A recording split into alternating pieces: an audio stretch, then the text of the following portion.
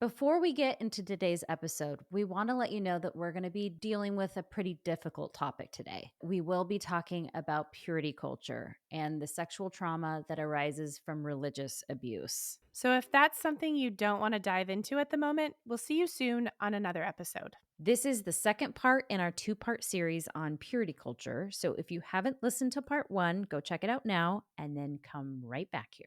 We're two childhood best friends talking about creative mindset. And religious trauma. I'm Emily Hatch. And I'm Carrie Schaefer, and this is Honestly, Dear Listener. Honestly, dear listener. Woo! I got my eyebrows laminated. What does that mean and exactly? What is lamination? Eyebrow lamination Uh-huh. is basically they perm your eyebrows to stick straight up. Oh. If you can see, if you're watching this, my eyebrows are like pointing upward instead of laying down. So they're kind of like creepy in a way. Emily, you have a new hair situation going on. I mean, from I part do. 1 of Purity Culture to part 2 of Purity Culture in this series, they're just two vastly different looks. I mean, this topic has really changed me. I think that this is your bad bitch era. I agree. And actually, earlier, Carrie was like, it's like an outward sign of your bad bitch era. And it made me think of how my parents described baptism as an outward sign of an inward change. Yeah. And so I would like to think that this haircut and eyebrow lamination is my bad bitch baptism. Yes. Oh, I like that, Emily. I like that for you. Thank you. Yes. I also feel like it's like villain era-ish because Yes. I was saying my resting bitch face is pretty intense now, and I'm stoked. I love all the villains, like especially the bad girl villain, like Maleficent. Oh, Mhm. Cruella. Yes. That's what my friend said. She's like, it's giving Cruella meets, I forget who, somebody that was like a good guy. And she's like, so, like redeeming villain qualities. Oh, okay. It's I'm like, here for all that. right. Y'all, you let us know this last week after we released Purity Culture Part 1. You sure let us know about it. Mm-hmm. We got Thank more you. feedback on that episode than we have maybe ever, would you say? Yes, we've gotten some messages. Thank you for texting and messaging us on social media. So yeah, I posted a couple little clips from it on our Instagram and Mhm. TikTok, and that has also done well. So thank you. It really encourages us to know that we're not alone, that people identify with Mhm. what we're talking about, and that it's helpful Yes. to process this trauma together. So thank Truly. you for reaching out. It's been so encouraging, and I've just thought about all of you who have reached out and shared your personal stories of what's going on with you and how this has affected you too. It's made me feel Mm-hmm. like, oh, okay, I guess maybe I'm not alone. And that's exciting. I mean, I don't want anyone to struggle, of course, but it does make me feel like I have a community, and I'm so very grateful to all of you. Thank you for reaching out. That's huge, listener. So yeah, we've had a lot of feedback on this episode, mostly really encouraging. Some, people reaching out and being like, well, that wasn't my experience. To which I say, go back and listen to it again. Mm-hmm. Okay.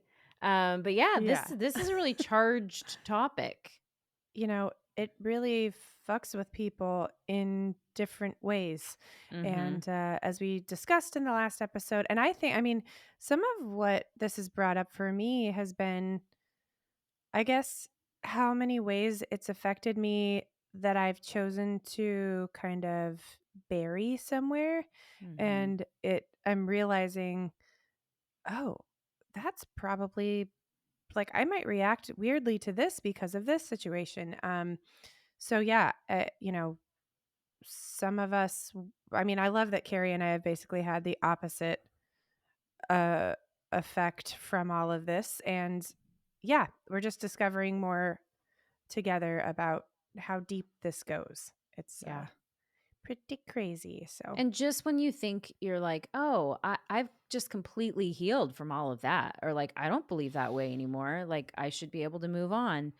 It's weird because your brain is like, oh, yeah, we're over this, we're done. But your body, oh, your body is still stuck back in 1997. And mm, somehow it's not gotten the message and it also needs to process. And sometimes that takes a while to do. And it's kind of, at least for me, it's cognitively frustrating how long it feels yeah. like my body needs to heal from these things. But it, we are not just a brain, we are also a body. That's our interface to the world. And so, yeah, it kind of just takes the time that it takes. Emily and I were talking about music that we were listening to back in the day, and we wanted to share with you a couple of specimens, musical specimens. We can't play them here as we don't have the rights to them, but we are definitely going to be linking them in the show notes. But we'd like to share some lyrics with you. The first being a song, I think it's called I Don't Want It. I Don't Want Your Sex for Now. And how Mm-hmm. did it go, Emily? Uh, by DC Talk. By DC Talk, Well, yes. I would like to first say before I give you any lyrics that I wasn't allowed to listen to it. The song or And the album? the song, Okay. which is interesting because it was on tape. So I had to just fast forward through that track that's like in the middle of the tape. And then I Uh-huh. would like miss the first part of the last song, so then rewind it and then get the end that's just like, your sex for now. And then I was like, okay, it's done. Um so as the as that little example is, the chorus is like, I don't want it. Don't I want don't want it. I don't want your sex for now. Wow. And it just repeats that. And one of my favorite parts is just the one of the guys being like, I don't want it. I don't want want it. And it. like that late 90s, mid 90s style rap. I don't want. It's like, What's so weird? A story. I was able to listen to that song probably because my parents didn't know about that song on the album, and they were like, "Oh, DC Talk, they're a Christian album, yes." But every single time they said the S word, being sex, I would have to cough in my room. It'd be like, "I don't want it, want your for now." I was so embarrassed about even having just the anyone word. hear the word happening in my room. So, yeah. I feel like my mom probably heard it and was like, don't listen to that.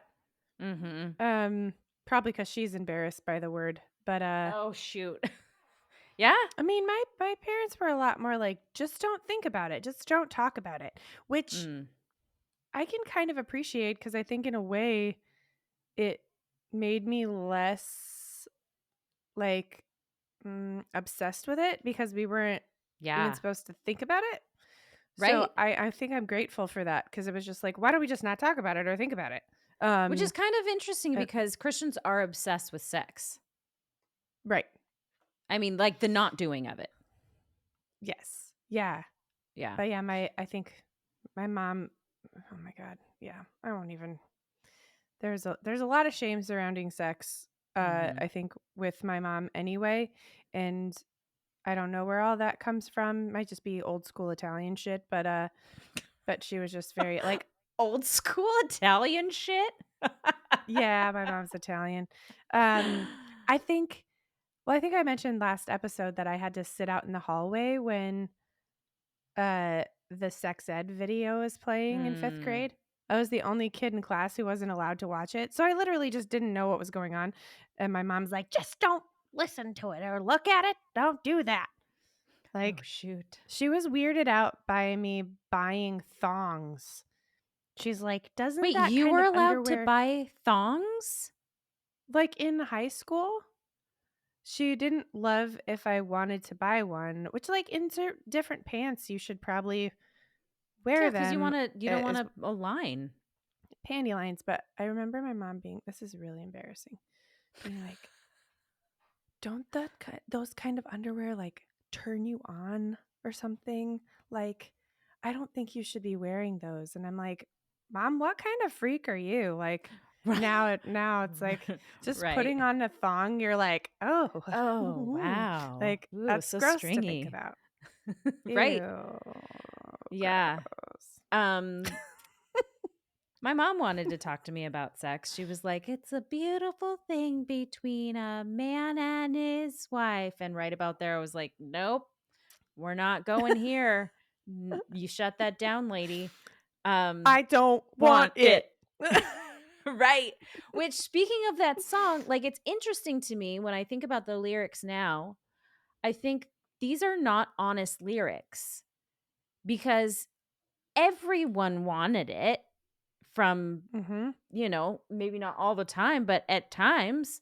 So a more honest lyric would have been, I want it, but I'm choosing not to. But like telling yourself and singing a lyric about how you don't want it, I'm like, well, no wonder you like shut down your sexual feelings. Like you're listening to this song that's like, oh, I don't. Oh, I don't want it. I don't want it. I don't want it. I don't like you're training yourself. So thank you, DC Talk. Fuck you, DC Talk. There was a song by DC Talk that remember the rap? Okay, so here's the rap What's that the song? it's the intro to That Kind of Girl Ah, from yes. DC Talk's Free at Last album. And here are the lyrics and we're going to slow them down. Should we take it a stanza by stanza, Emily? Oh yeah, let's break this shit down right now. Okay. Here it is. The other night, I met a girl and she looked to be so nice. I asked her for the digits and she didn't think twice. A couple of days later, called her up and asked her out. She said, with you. I said, with me. And then she said, Without without a a doubt. doubt. I took her to the garden where I guess they grow the olives. Olive Garden. She wore a tighter skirt than any I had seen in college. What? She said, I love to smoke and drink while cursing like a sailor. I asked her where she got her mouth and if she had a tailor. I fucking hate that line. Mm-hmm. I asked her where she got her mouth?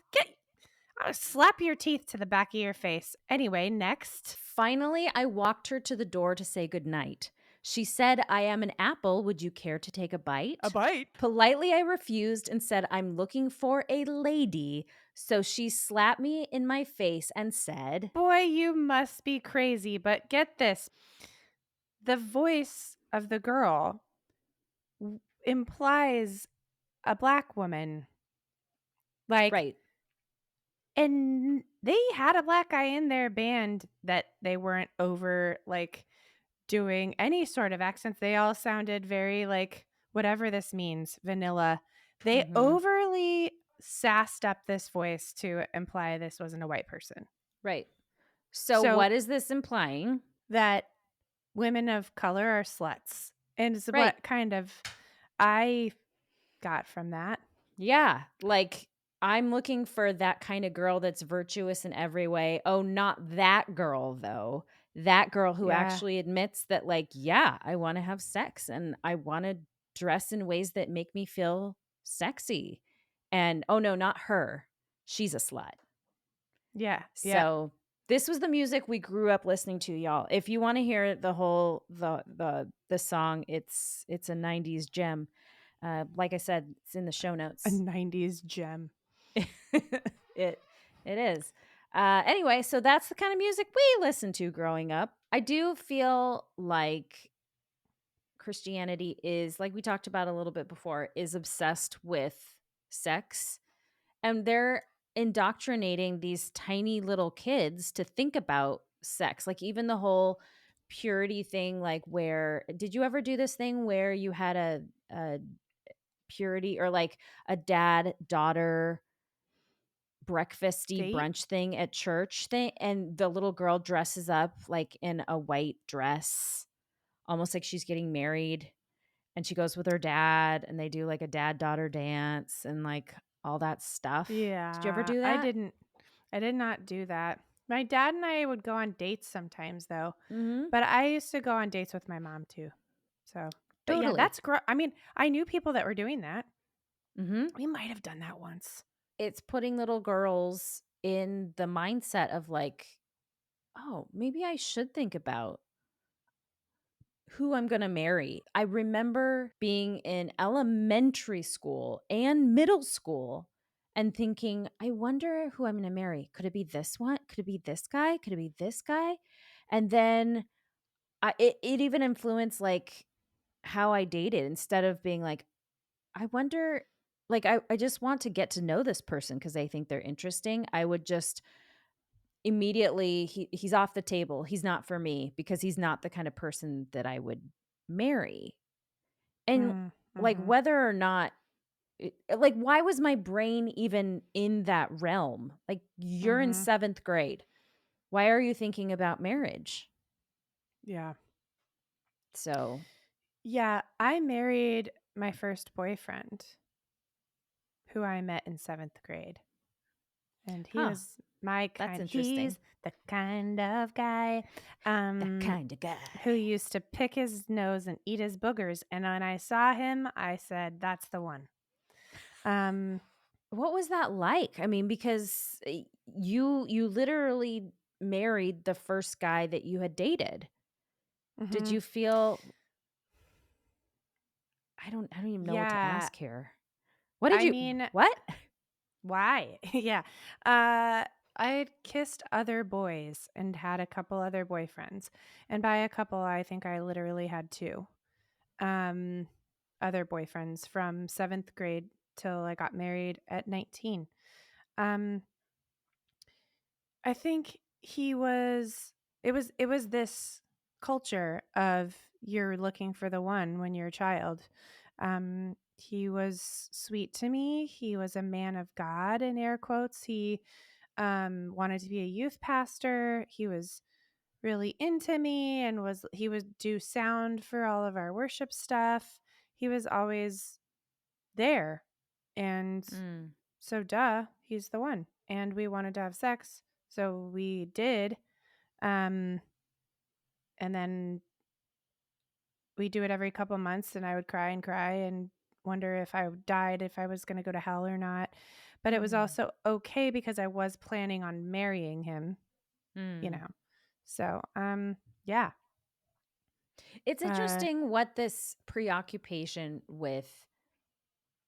with sex, and not sex, but, like, abstaining from sex and keeping pure, and who am I gonna marry?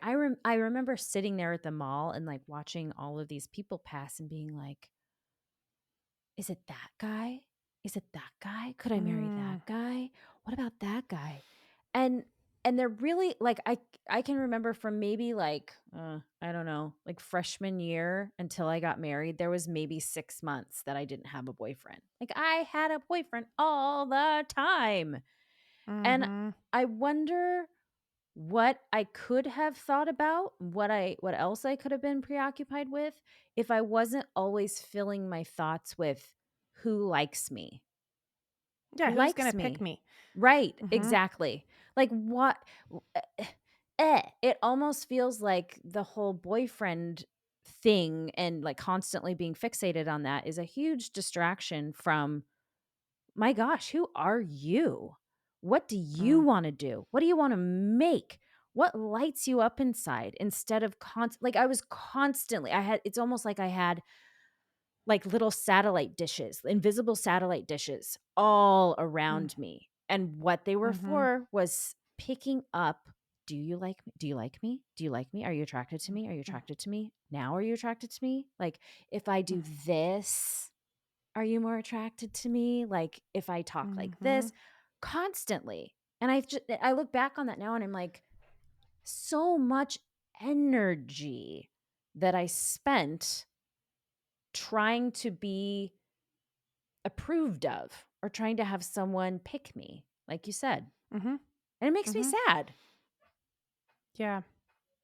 Yeah, I feel like that has really stuck with me over the years. Like Mhm. that didn't go away necessarily. And I think once I was divorced and had a baby at a young age, then I felt worthless in a big way, Mhm. because I was like used up. So now I want Mm. I still need that, someone to approve of me. I was thinking the other day, it's like the structures of this, and I may have said this on the podcast, I can't recall, but the structures of how my brain was built surrounding all of this are still the same. There's still the same rooms and the same pathways and the same everything, but without the Christianity driving it. So it is Mhm. hard to see, I suppose I started like deconstructing things around 23, 24. Um, but those pathways of approval are still there. Those pathways Yeah. of like, I need people to, I need men to want me in order Mhm. to be valuable. That's still there. That Yeah. like, you're used up, you're old, you're whatever, like you're worthless if no one wants you. Those pathways are still, those hallways in the house are still there, you Yeah. know? And you're like walking down the same familiar corridors going, wait, why am I still doing this? You know? Totally. I don't know.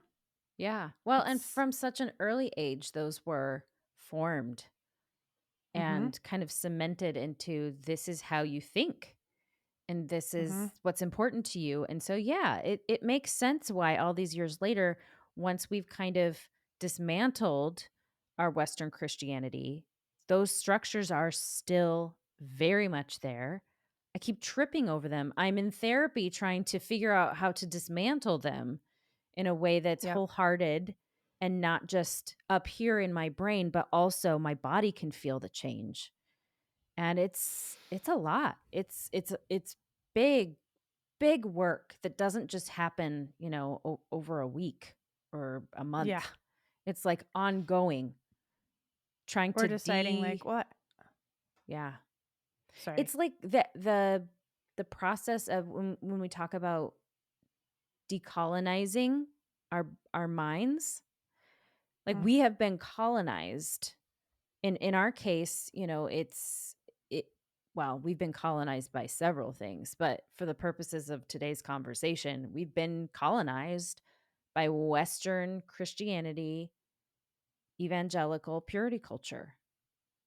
mm-hmm, And that has informed everything. We are doing the work of decolonization of our brains. mm-hmm, It's a lot. I mean, you don't if a country is decolonizing, it doesn't take just one weekend and we're different. It's like it takes years, sometimes generations, to decolonize a country. So if mm-hmm, you're frustrated at yourself, like, why am I not over this? And I'm very much speaking to myself right now.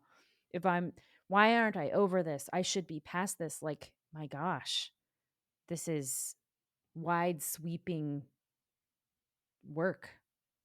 mm-hmm. Yeah, the analogy of like the home that you built Mm-hmm. with all these that was built for you. At this point it just kind of feels like I turned the family room into a craft room and I knocked down a wall Mm-hmm. of going to church and stuff. But this is still the same land, the same foundation, the same basic house. The pipes are still in the same places.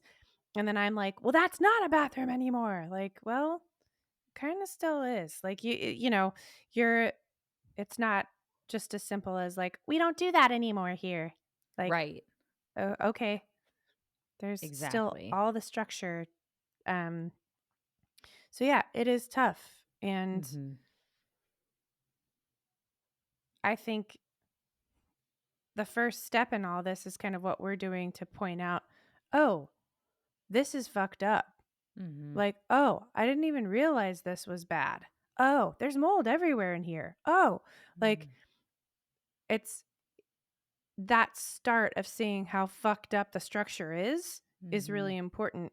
But then we also have to do all that work of redoing things. Uh, Like yeah. replacing things. Yep. Yep.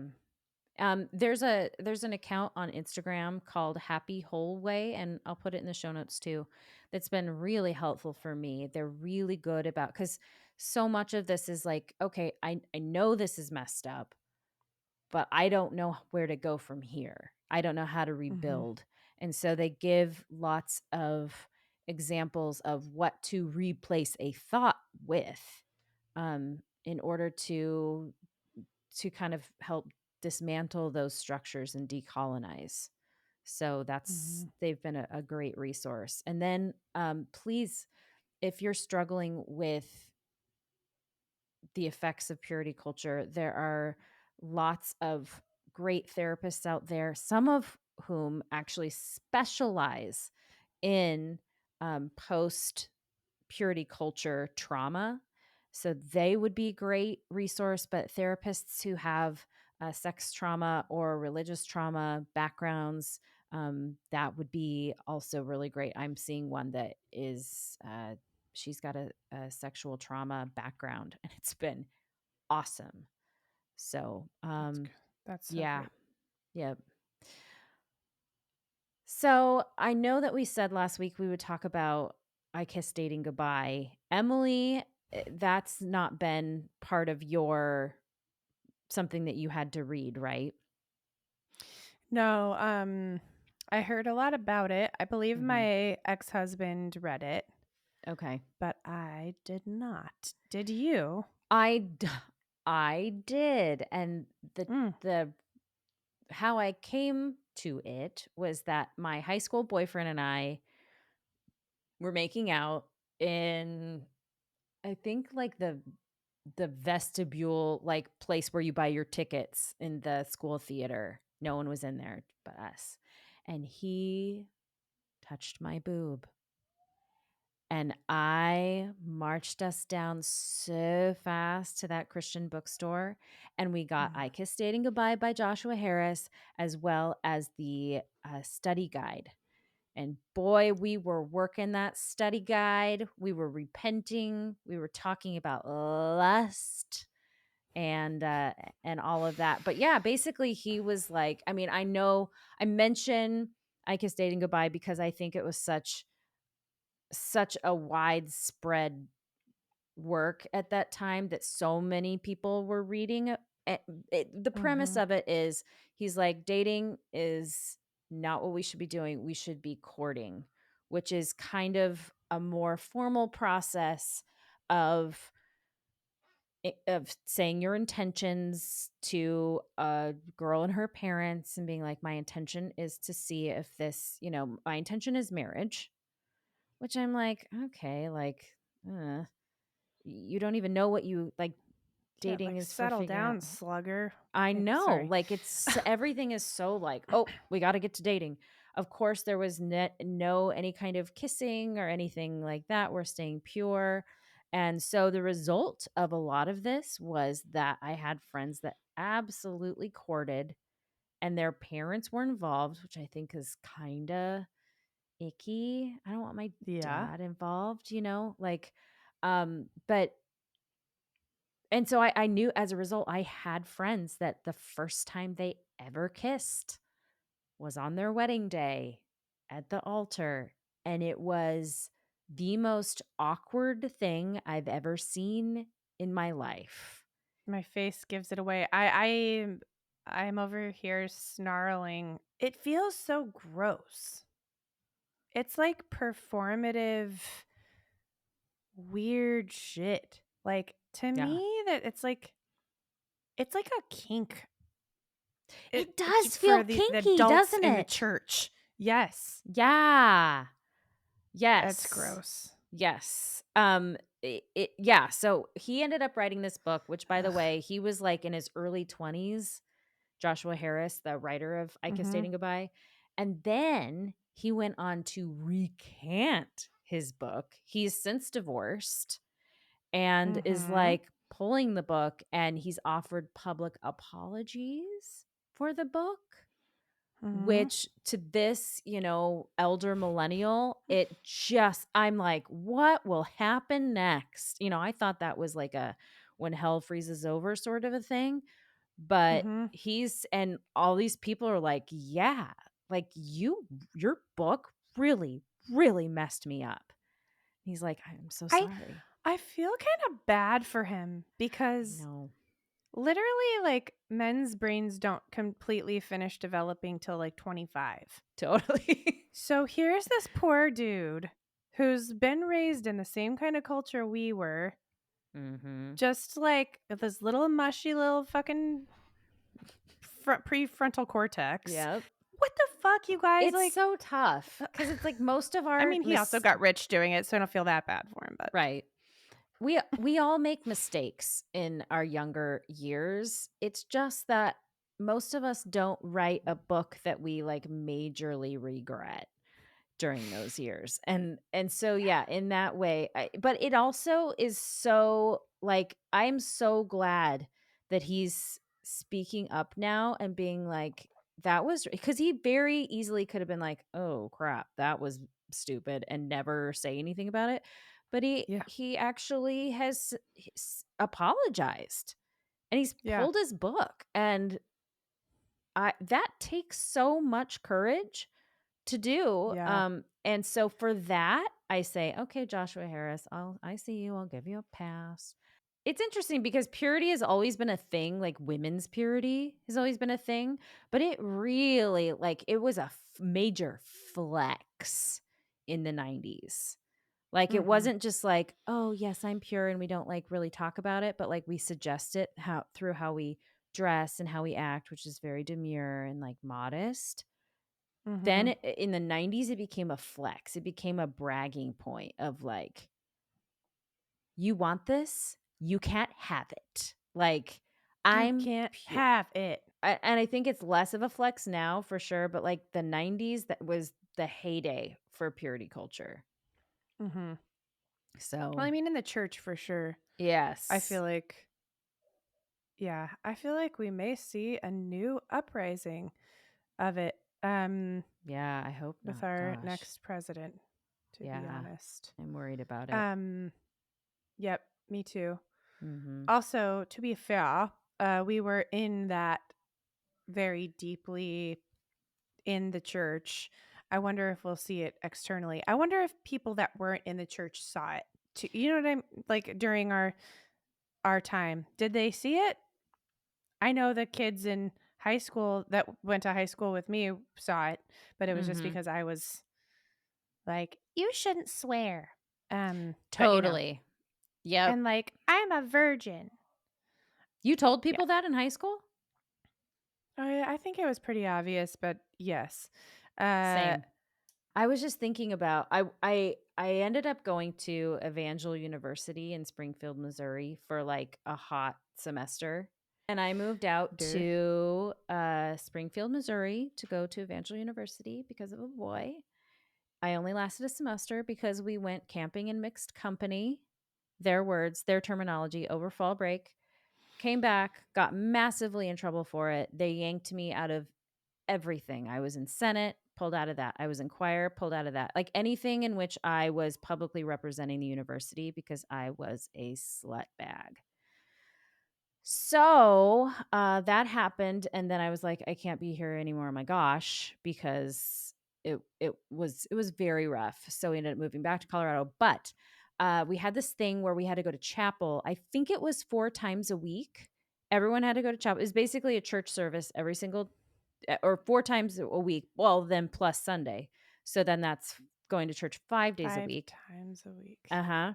And you had to go oh, except if you were married. If you were married, you didn't have to go to chapel. It was not mandatory. Now riddle me that, Batman. What? Yeah. So what do people want to go to chapel 4 days a week? No, they do not. That gets old real fast. So what do? Well, we already want to have sex. So why wouldn't we get married?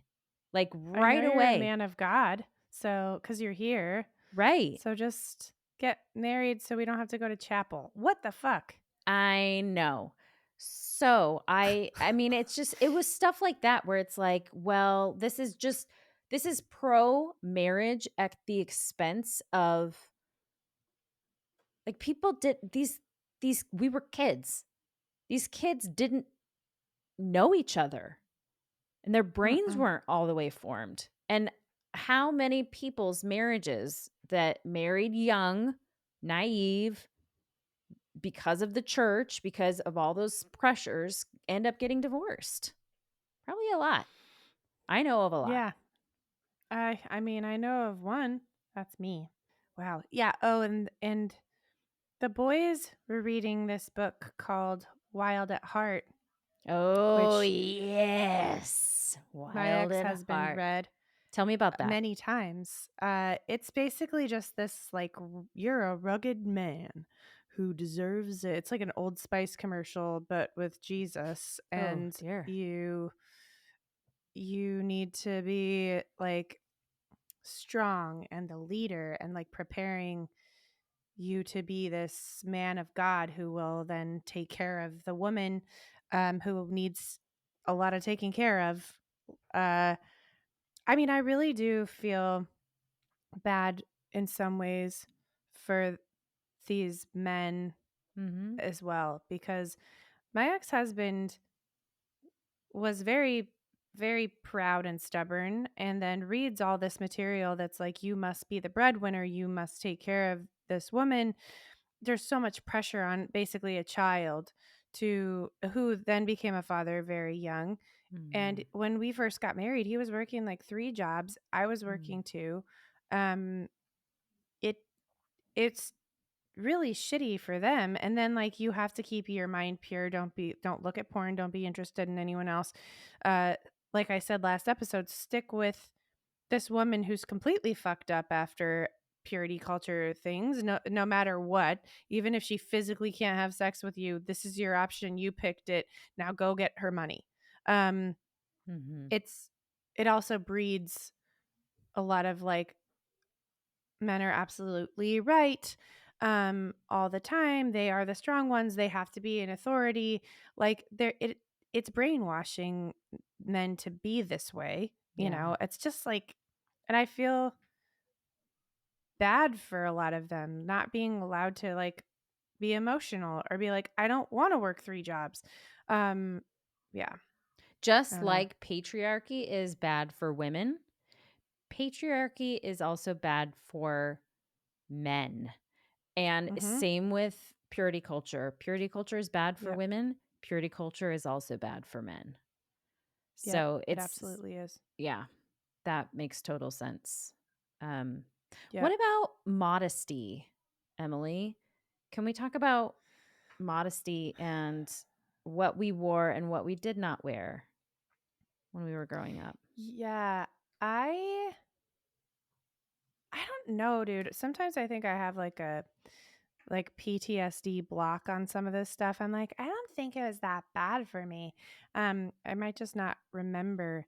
Mm, But I also, because I was raised in the church as the pastor's kid, it was very evident that though I was being looked at all the time as the example and the um like I had to be perfect and obey all the rules all the time. Um, so I never got called out for anything because since I was a child, it was modesty. I didn't have even like the thought of breaking any rules. Um, but for for me, it's like, of course, I didn't wear like thin strap tank tops or short mm. shorts. I remember like judging other girls that were doing that because we weren't supposed to do that. Like, why are you showing so much thigh?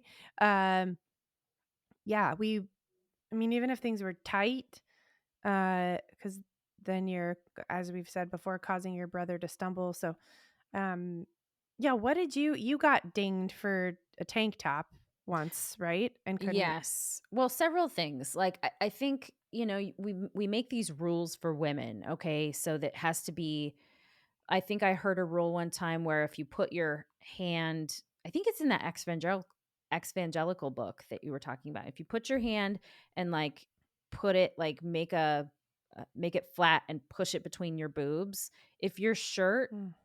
offers resistance and doesn't like dent in between your boobs, Yeah, if it bounces back. if it bounces back, it's too tight. Well, that works and makes sense for some physiques, for some bodies. But for other bodies, like women with large breasts, they're like, yeah, my shirt will always bounce back. Like, duh. And it's Yeah. tough when you make a rule based on one person's type of one body type, because it's gonna be different for people of different body types. So in my case, it's like if I wore, because I at the time when I was growing up, I was really embarrassed. Like I remember getting my first bra and hiding behind one of the displays at JC Penney's when we got the bra. I was so embarrassed to get one. It felt Mm. shameful to me, and I remember taking it off in 6th grade and putting it in my pencil box, like, on the sly, you know? I did that in 4th grade. Mhm. That's so funny. Yeah, because it was so uncomfortable, and I was like, "I am Yes. not doing this." But as a sm my body growing up was big boobs, tiny waist, and hips. That's just what it was, and, like, disproportionately so, and I know it's like, "Well, that's the ideal," but not in purity culture, it's not. Nope. It's Nope. no matter what you do, if you try and dress that body, you're because if you're wearing, like, tent shirts, okay, but if you don't wanna wear, like, a massive T-shirt, then it's like, "Oh, you're showing the proportion between your boobs and your waist at all? Oh, Mhm. that's slutty because that's the way your body's shaped." 'Cause I'm sexualizing a child. Right, exactly. And Ugh. so I struggled a lot with that. And I remember I wore minimizing bras for years, like the kind that would like go all the way up to here, like you could see them in my tank tops. It was embarrassing. Mhm. But they'd like smash your boobs down to, I mean, it wasn't, they were so tight. But I was like, I've got to get these boobs down. I've got to get them to go away more. Mhm. And I thought that that was better, and now I'm like, "Why did you think that was better? Why did Mm. you think that was more holy even, or, like, more pleasing?" Like, if you have boobs and a little waist, fine. Like, Great. wear what you want. That's what your body's doing. It's yeah, and, I mean, I wasn't allowed to wear spaghetti strap tank tops, no way, Mhm. and I did like, we had this rule in, Wednesday night worship team, which is, like, where, some of the kids in the youth group audition to be up there and singing songs. Before the message, we would sing, like, maybe 4 to 5 songs of worship songs, and I, was on the microphone. And I remember one time I was not able one Wednesday night to be on the worship team because I was wearing a tank top. And apparently that was against the policy. And it was like a wide, one of those like 2-inch wide strap tank tops. It's Mhm. basically a shirt, like a t-shirt without Mhm. sleeves, right? But I Yeah. got taken, the worship leader was like, "I'm sorry you can't be on worship team this week because you're wearing a tank top and you don't want to cause your brother to stumble." Yeah, because your armpits are hoary. Exactly, like, I'm like, "What? The top of my arm is slutty?" Like, I didn't get God it, but damn, look at that shoulder. Yeah. right, like, and so it just trained me, like, I feel like I was trained to be like, if you can keep your bits smashed in as close as you can to your body, if you can, because you don't want to be a slut just flinging all your flesh out there into the world. You just Mm. let it hang out and jiggle around and like let it just like you know poke other men in the eyeballs. I don't know what that means at all, but like Uh, yikes. But like, yeah, no, we don't want any of it to jiggle. We don't want any of it to poke out. It all needs to be like hugged tight mhm. into your body. Like, stay Be small. smaller, don't take up space. We don't wanna see your your jiggly bits, Yeah. uh, even imply that you have a body. Yeah. Just be an old bag. Yeah. But also, like, don't be fat Yeah, because that's slovenly, because that's and gross and no one's yeah, gonna like you. exactly. So, it was a lot of that, and also, I don't know if you remember at New Horizons, our Christian school that Emily and I went to, if someone was wearing like, they made you do the whole, like, fingertip length thing on the shorts. And I Mhm. think they also had I remember someone in particular had to kneel down on the ground with a skirt, and if the skirt didn't touch the floor, they had to wear the shorts. Do you remember Mrs. Mm, Peters' pair of shorts yeah. that she Yep, had? yep. So she had this long, very unattractive 1990s, early 90s mom jeans shorts that you would have to put on if your skirt or your shorts were deemed too short. Mhm. And you had to wear them at school for the rest of the day. Like they're like the shorts of shame because everyone knew. So, I remember feeling bad for people with long legs Yes. and long arms and thinking, like, it wasn't fair that Totally. their shorts had to be longer and that it's hard to find shorts probably for them anyway. But Mhm. it's like, if you have long legs and long arms, then your shorts have to be, like, extra long. Yeah, I Mhm. remember feeling bad for those people. So most of the Totally. time, I just didn't wear shorts at all because it just wasn't worth figuring it out. That makes sense. Yeah, it's just easier Plus, not I had to. a complex about my legs being too fat anyway, so, you know, because that's That stay another small thing, thing like again. body image and yep, you can't you have to be attractive Mhm. or no one will want you. Right. It was interesting because, you would think, according to all this training, that if you were wearing something that was inappropriate, that they deemed inappropriate, it would be the boys who would notice the most. No way. It was the girls. Girls notice other girls. And I remember standing there and being like, oh, well, her shorts are too short. It's like we were trained to police our own, like each other. Mhm. Does that make sense? Yeah, totally. I Yeah. mean, we were not raised in a culture of women supporting women, that's for Oh, sure. no. No way. And speaking of no one wanting you, the Wake Up Sleeping Beauty, um, which was like a conference, wasn't it? It was a conference at one of our local churches. A lady in our community had made it, and it was kind of this program of like I never went to it, but I Me heard neither. about it, and it was kind of like a pro abstinence type of a conference for like younger women. And wasn't it about, like, getting married and finding Mhm. the one kind of thing? It was very much about, like, wait for your one true love, and he's gonna be a prince, and he's gonna come in, and he's going to kiss you, and with that kiss, he will wake you up and take you away, and you will have just the most beautiful marriage and the most fulfilling sex life. But the caveat is that you have to wait. And Mm, mhm, I I was thinking about it the other day and I was like, it was called Wake Up Sleeping Beauty was the name of the conference. And what does that mhm. imply? That you're no one until someone kisses you and makes you someone? Yeah, you're literally asleep, not living your life until Just someone, waiting yeah, yeah, just waiting like a pretty little corpse for someone to finally give you a purpose. yeah. You're like inert until So someone gross. like animates you, breathes life into you with one kiss and then oh, now your life's going to start. Mhm. Ay, ay, ay.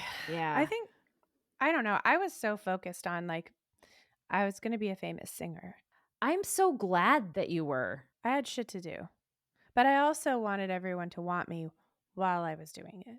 Mm. Um, but I do think that's what helped me get out of my marriage that I needed to be out of so much more quickly than a lot of the women that were raised in our culture, because um my parents also like raised me to believe that I was special, which it has its own, we could do many episodes on that problem. Oh, yes.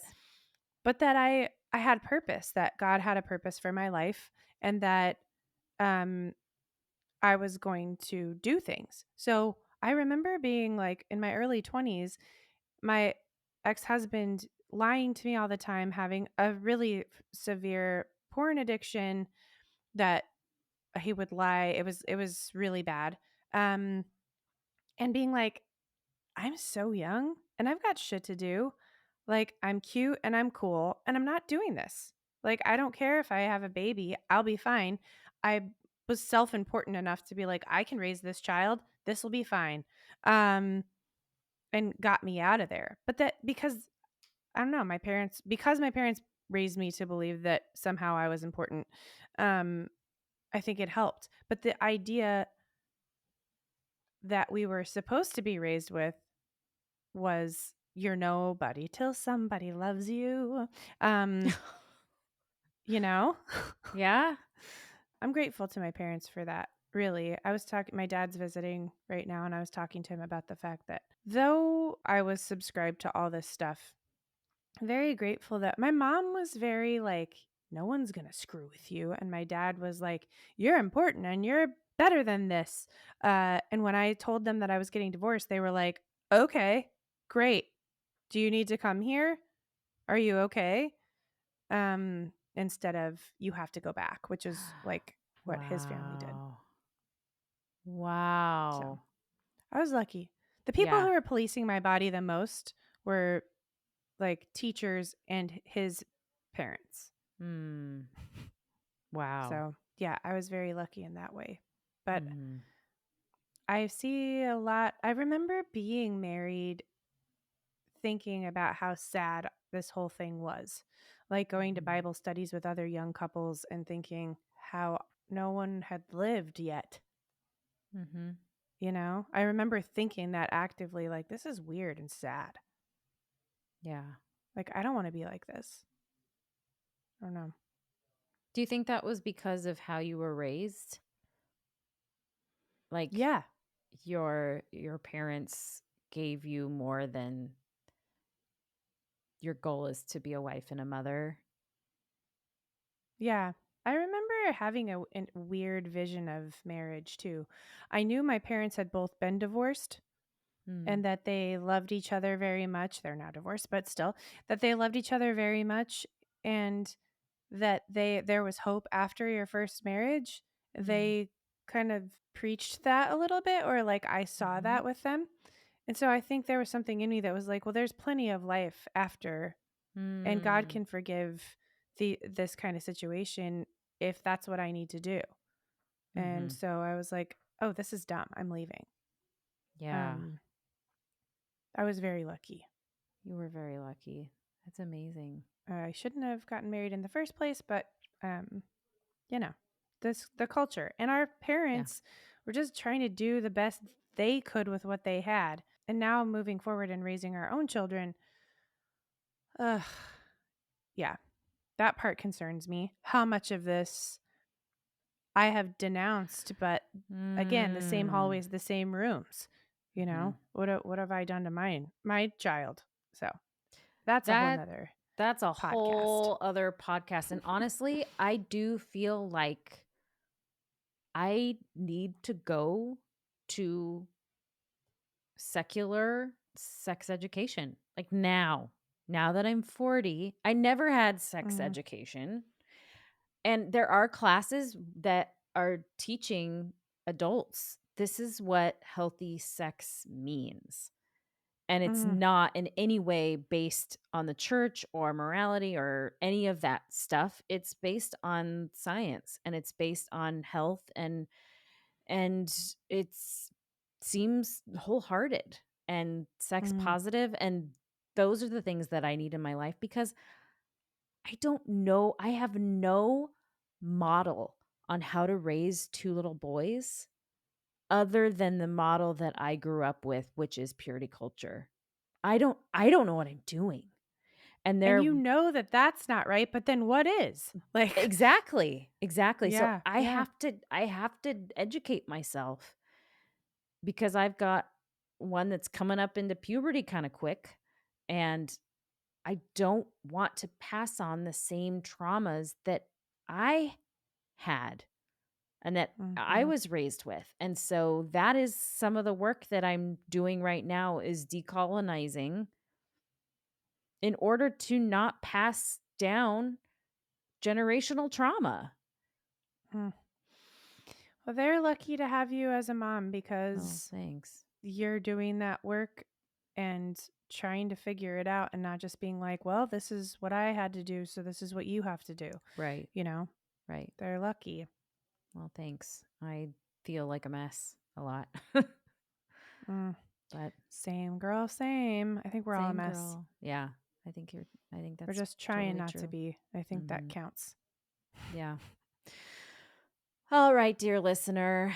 Thank you for hanging in with us on this 2-part series on purity culture. Continue to send us messages. We'd love it. Tell us about your experiences. We want to know, and it really makes a difference to us to know we're not alone. Absolutely. And we hope we make you feel less alone too. Yeah. We'll see y'all next week. Honestly, dear listener. Woo!